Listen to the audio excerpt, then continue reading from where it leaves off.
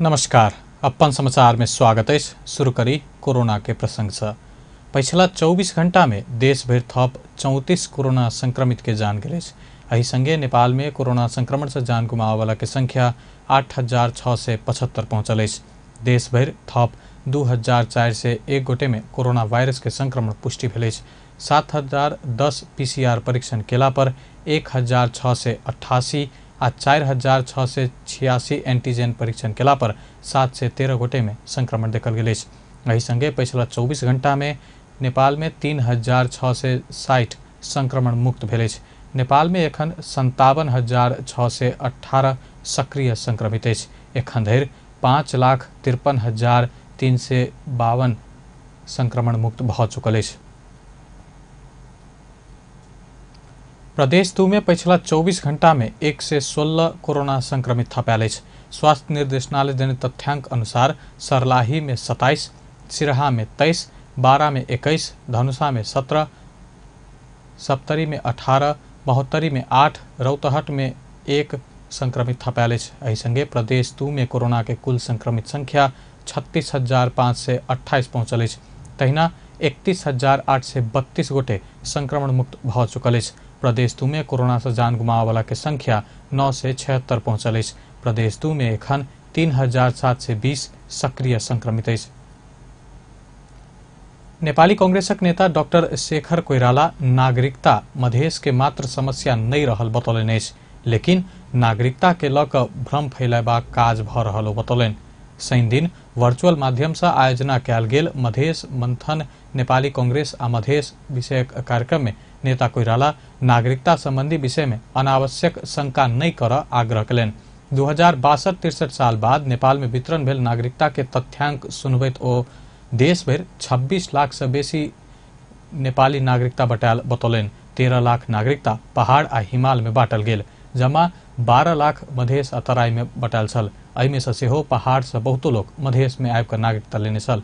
बाकी 1,17,000 के 15 वर्ष नेपाल में रह जका नागरिकक संतान के जन्मसिद्ध के आधार में देल गेल छल, लेकिन मधेश में मात्रे बांटल गेल कई भ्रम फैलाओल गेल प्रति ओ असंतुष्टि जनौलन।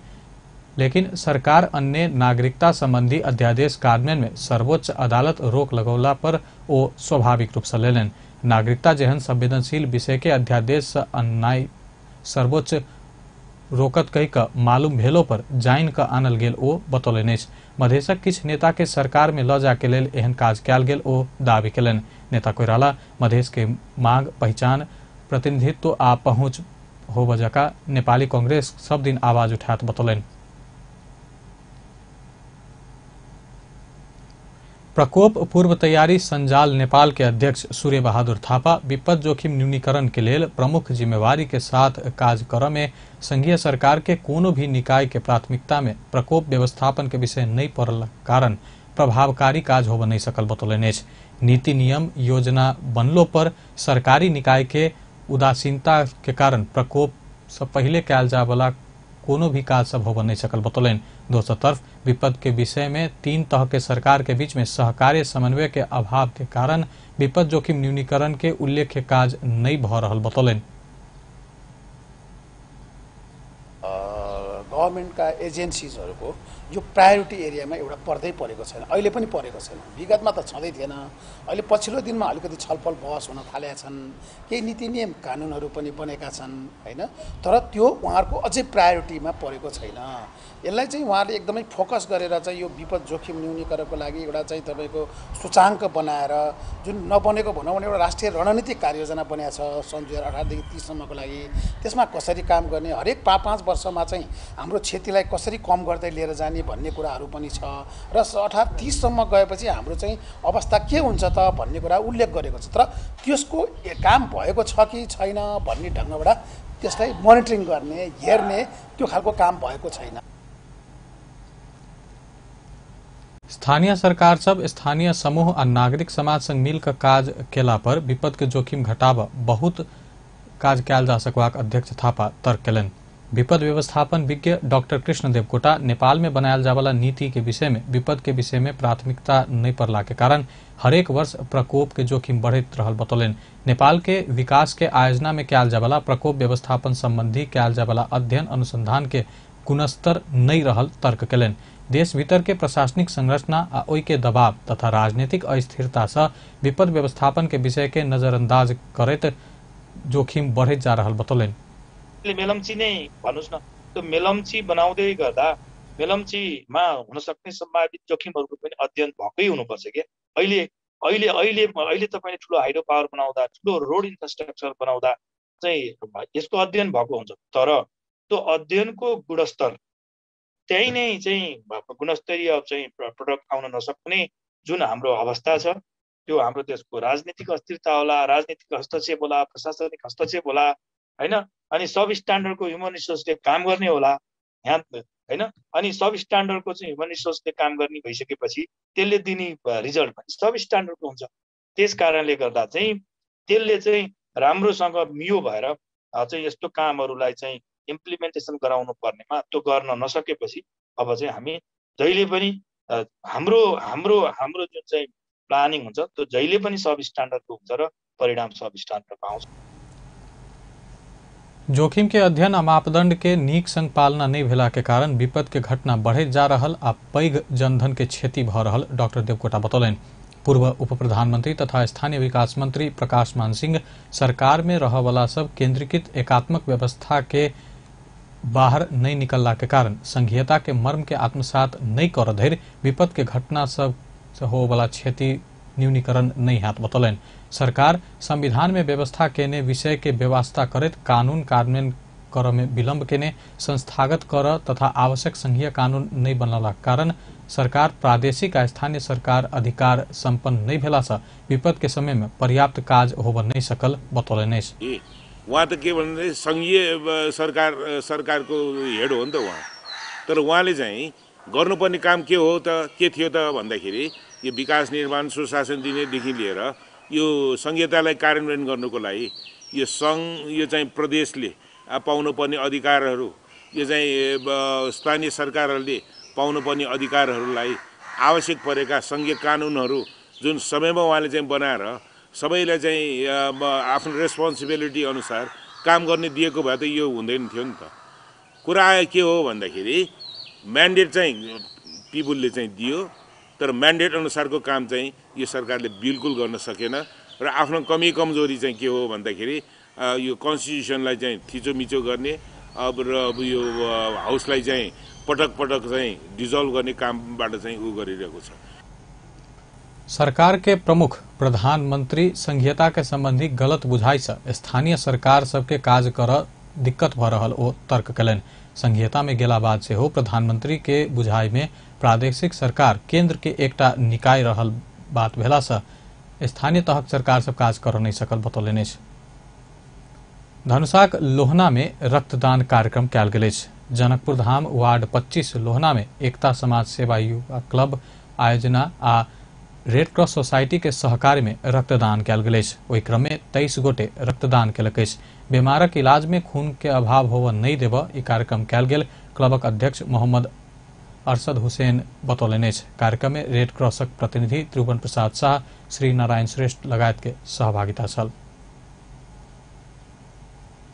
अपन समाचार में एखन व्यावसायिक विश्राम। मेरो हिरो कति प्यारो, अरु पनि होला राम्रो, तर पनि मेरै हिरो प्यारो। पहाडेर ओहो तर कति सुन्दर हाम्रो, बाधा पनि कति हो, त्यसैले हिरो सुपर स्प्लेन्डर नै प्यारो। काम लागे हुन्छ धुलो, पानी परे हिलो मैलो, त्यसैले त हिरो सुपर स्प्लेन्डर नै प्यारो। सबैलाई सुहाउँदो सुपर स्प्लेन्डर नै प्यारो। नेपालको अति लोकप्रिय motorcycle hero super Splendor. Loop network special offer, free wire, free setup box, free TV, advance नहीं राख परत। 35 Mbps इंटरनेट, IPTV और साथ में सेट टॉप बॉक्स मात्र 14,000 में 1 साल के लिए। 15 Mbps इंटरनेट मात्र 12,000 में 1 साल के लिए। For reseller dealer, contact with special offer at Loop Office. TV programme छुटला पर बैक क देखल जा सकैया कोनो समय। YouTube आ Facebook से हो टीवी में चलाओ। Contact us Loop Network, Valmiki Chowk near Bajrang Chowk, Janakpur Dham 8, www.loopnet.com NP। Mobile 9843818855, 9801663899। Shrikhand face साबुन, श्रीखण्ड पपया साबुन, जसले तपाईको त्वचालाई राख्दछ प्राकृतिक रूपमा सुन्दर। श्रीखण्ड साबुन, तारिफ सबैले गर्छन्। तपाईको आफ्नै व्हील अब भएको छ एक्टिभ व्हील 2-in-1। नीलो र सुन्तला रङको चम्किलो दानायुक्त एक्टिभ व्हील 2-in-1 ले दिन्छ अझ बढी फिज र अझ बढी सफाई। शक्तिशाली एक्टिभ व्हील 2-in-1, अझ बढी फिज अझ बढी सफाई। विश्रामक बाद आप बाकी का प्रसंग। युवा तथा खेलकूद मंत्री इकबाल मियाँ खेल क्षेत्र के विकासक लेल खेल क्षेत्रक व्यक्तित्व सब संग आवश्यक सलाह सुझाव मांगलने। शनि दिन ओलंपिक डे के अवसर में आयोजित कार्यक्रम में बजट मंत्री मियाँ अपना युवा तथा खेलकूद मंत्रालय अन्य मंत्रालय से नीक काज कर चाहने उल्लेख करत मंत्रालय के नीक बनाव के लेल सरोकार वाला संग सलाह सुझाव मांग लेने। अपन ध्यान खेलकूद क्षेत्र में नीक योजना और रणनीति बनावक के लेल भेल कहत ओहि के लेल खेल क्षेत्रक व्यक्तित्व सबके सुझाव आ सहयोग आवश्यक रहल बतौलन। ओ राष्ट्रीय खेलकूद परिषद के नियमावली जल्दीए बनेबाक लेल टीम बना रहल बतौलन। यस्ता ओलम्पिकका हाम्रा अध्यक्षहरू हुनुहुन्छ, अरू हाम्रा भूपू अध्यक्षहरू, अरू खेलाडी साथीहरू हरेकसँग चाहिँ समन्वय र सहकार्य गरेर म चाहिँ एउटा राम्ररी रणनीति बनाएर प्लान बनाएर म सोच्दैछु कि मन्त्रालयलाई र अरू यस्ता जति पनि यस सम्बन्धी रिलेटेड जति छन् सबैले कसरी राम्ररी बनाउन सकिन्छ र अगाडि पुर्याउन सकिन्छ हामी भनेर चाहिँ त्यसतर्फ म चाहिँ धेरै मेरो ध्यान चाहिँ अगाडि बढेको छ। त्यसमा चाहिँ कसरी राम्ररी बनाउन सकिन्छ मेरो चाहिँ सोचै त्यस्तै। किनभने म पनि राजनीतिक हुँदाहुँदै पनि म डेभलपमेन्टबाट आएको। डेभलपमेन्टबाट आउँदाखेरि मेरो चाहिँ बढी चाहिँ अब विकास कसरी हुन्छ, राम्ररी कसरी बनाउन सकिन्छ, मेरो ध्यान बढी त्यसैमा आकर्षित हुन्छ। त्यसकारणले चाहिँ म नेपाल ओलंपिक कमेटी के अध्यक्ष जीवन राम श्रेष्ठ खेलकूद क्षेत्र विश्वव्यापी रूप में भातृत्व आ मित्रता बढ़ाने बतौलन। खेल शांति आ विकास के बात आगा बढ़ा रहल से हो बतौलन। ओलंपियन सब बहुत व्यक्ति के प्रेरणा के स्रोत रहल से हो उन कहवेश। यसको सँगै जुन खेलकुदले भातृत्वको कुराहरू, मित्रताका कुराहरू, यी सबै कुराहरूलाई जुन चाहिँ नि यो खेलकुदको माध्यमबाट अगाडि बढाइरहेको छ, यो महत्त्वपूर्ण कुराहरू हुन्। विकासका कुराहरू, शान्तिका कुराहरू, यो जुन चाहिँ नि अगाडि बढाइरहेको छ यो महत्त्वपूर्ण कुराहरू हुन्। त्यसैले हरेक समाजमा यसको आवश्यकता छ। हरेक समाजले शान्ति चाहिरहेका छन्, विश्वले शान्ति चाहिरहेका छन्, विश्वले विकास चाहिरहेका छन्, विश्वले आफ्नो एउटा कल्चरलाई एउटा एकदम एउटा समृद्ध बनाउन। कोविड-19 के प्रोटोकॉल के मानित सुरक्षित भक खेल क्षेत्र के आगा बढ़ेबाक तर्क कलन। ओलंपिक डे के माध्यम से सबके अपन जीवन के सक्रिय बनेबाक संदेश देव चाहने से हो उल्लेख कलन। बागमती प्रदेशक आंतरिक मामला तथा कानून मंत्री केशव राज पांडे बागमती प्रदेश सरकार संचार माध्यम के साथ साथ लक आगा बढ़ चाहने बतौलन। शनि दिन राष्ट्रीय टेलीविजन प्रसारक संघ के आयोजना में बागमती प्रदेशक आंतरिक मामला तथा कानून मंत्री संघ के अंतर्क्रिया में बजट ओ बागमती प्रदेश सरकार मीडिया के साथ में आगा चलबाक आगामी दिन में से हो मीडिया के साथ में रहत बतौलने। वो देश के राजनीतिक परिवर्तन में राजनीति कर्मी संगे संचार क्षेत्र के भूमिका से हो उतबे रहल कहत पत्रकार सबके भूमिका के अवमूल्यन नहीं कैल जात बतौलन। मंत्री पांडे प्रदेश सरकार के तरफ से पुरान तथा नया पत्रकार सबके आवश्यकता अनुसार के पत्रकारिता के तालीम के व्यवस्था मिलाल जात बतौलन। प्रदेश सरकार पत्रकारिता में आव चाहने युवा पुस्ता के प्रोत्साहित करत से हो बतौलन। मेरो कन्सर्न अहिले पनि फेरि हामी सँगै काम गर्छौं। यसपटक पनि हामी त्यसलाई बजेट राख्नुपर्छ भनेका छौं। सायद बजेट बिन्जर हुन्छ, तर तालिम प्राप्त पत्रकारहरूले त्यसबाट कति प्रगति गर्नु कति फड्को मार्नु त त्यसको बारेमा हामी कसरी अनुगमन गरिरहेका हुन्छौँ, सुपरिवेक्षण गरिरहेका हुन्छौँ। त्यसमा थप अरू तालिम चाहिने पर्ने अवस्था हो कि होइन, त्यसमा हामी थप तालिम दिनुपर्ने, थप गर्ने के गर्न सक्छौँ। गत साल हामीले के गर्यौँ र उहाँहरूलाई केन्द्रित गरेर यस साल हामी थप के गर्न सक्छौँ र नयाँ के गर्न सक्छौँ, यसको बारेमा कार्यक्रम बनाउनुहोस् पनि मैले स्टाफलाई भनेको छु। गत साल हामी के गर्यौँ र उहाँलाई थप के चाहिन्छ भन्नु, त्यो गर्नुपर्छ र नयाँलाई पनि दिनुपर्छ। प्रदेश सरकार संचार ग्राम के कल्पना केने आ ओई के स्थापना के लिए जगह प्राप्ति के काज जल्दी हाथ बतौलन।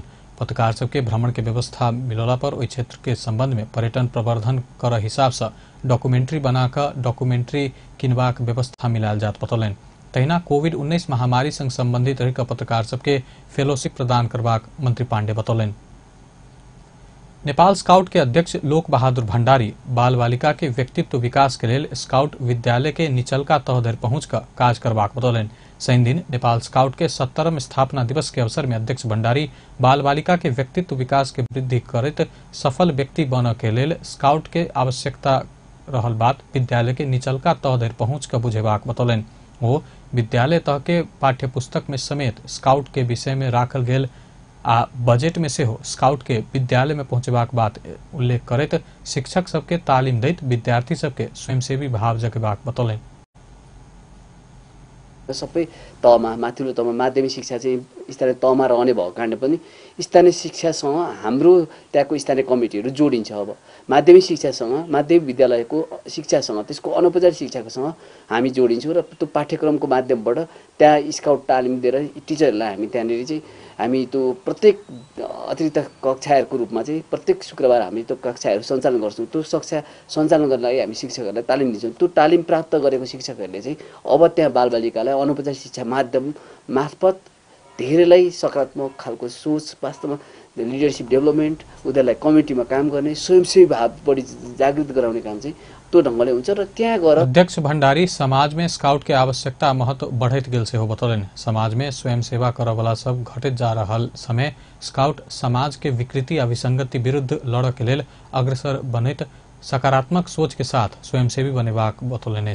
हरूलाई आफ्नो स्वतः स्फूर्त ढंगले समाजलाई सेवा गर्ने र कमिटीहरूलाई विकास गर्ने, समाजसँग जोडिएर चाहिँ जानुपर्ने युवाहरू चाहिँ अहिले त्यो ढंगले संगठित भइरहेको अवस्था छैन। त्यसकारण हाम्रो उपदेशता के हो भन्दाखेरि अहिलेका युवाहरूलाई समाजमा रेस्पोन्सिबल बनेर सामाजिक काममा बढी इन्भल्भ हुने र समाजका जति पनि विकृति र विसङ्गति छन् त्यसमा जुझ्नका लागि युवाहरूलाई नै अग्रसर बनाउने काममा नेपाल स्काउटले त्यो शिक्षा प्रदान गरेर समाजको अहिलेको उपदेशता भनेको विपद व्यवस्थापन होस् या कुनै पनि बुढो मान्छेहरू र प्रौढहरू त्यो ढंगले एग्रेसिभली जान सक्दैनन् र त्यो शिक्षा हामीले प्रदान गर्ने र त्यो खालको तालिमहरू हामीले दिने र उसको नेतृत्व विकास। किछ समय पहिने धरि निष्क्रिय देखल गेल नेपाल स्काउट पछिला समय अपन सक्रियता शुरू केलक अछि। आब अंतर्राष्ट्रीय समाचार।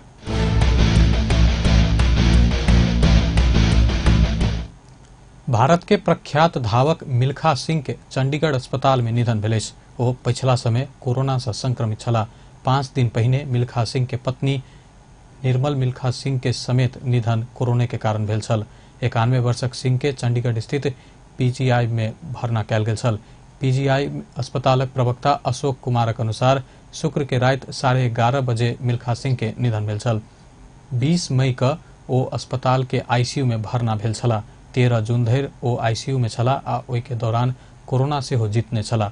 13 जून में कोरोना के रिपोर्ट नेगेटिव एलो पर कोविड संबंधी समस्या रहले के कारण उनका फेर से आईसीयू में भर्ना कर पड़ल छल। मिल्खा सिंह भारत के अकेला एहन धावक रहला अछि जे 400 मीटर के दौड़ में एशियाली खेल आ कॉमनवेल्थ खेलकूद में से हो गोल्ड मेडल जीतलनि अछि। 1958 के टोक्यो एशियाली खेलकूद में मिल्खा सिंह 200 मीटर आ 400 मीटर के दौड़ में गोल्ड मेडल जीतने छला। तहिना ओ 1962 के जकार्ता एशियाली खेलकूद में 400 मीटर आ 4x400 metre relay mega gold medal जीतने छला। बहुत उपाधि हुनकर नाम में रहल अछि। भारत के प्रधानमंत्री नरेंद्र मोदी मिल्खा सिंह के तस्वीर शेयर करैत हुनक प्रति श्रद्धांजलि व्यक्त कयलनि अछि। आब खेल समाचार।